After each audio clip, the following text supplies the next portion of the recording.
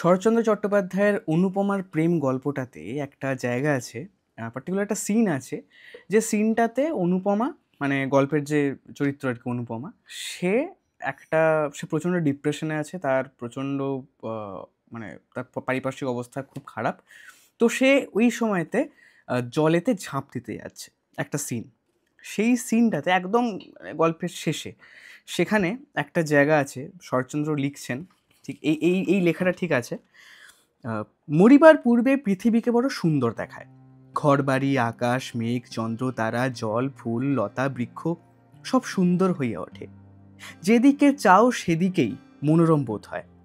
সব যেন অঙ্গুলি তুলিয়া বলিতে থাকে, মরিও না, দেখো আমরা কত সুখে আছি, তুমিও সহ্য করিয়া থাকো, একদিন সুখী হইবে, না হয় আমাদের কাছে এসো, আমরা তোমাকে সুখী করিব।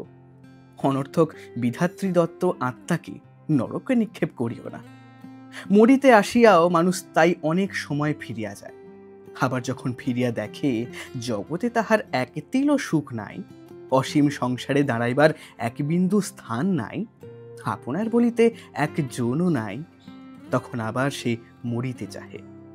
কিন্তু পরক্ষণেই সে যেন ভিতর হইতে বলিতে থাকে, ছি ছি, ফিরিয়া যাও, এমন কাজ করিও না, মরিলেই কি সকল দুঃখের অবসান হইল? কেমন করিয়া জানিলে ইহা অপেক্ষা আরো গভীর দুঃখে পতিত হইবে কিনা? এই জাস্ট কটা লাইন অনেক কিছু বলে গেল গল্পের। শুনে দেখো অনুপমার প্রেম।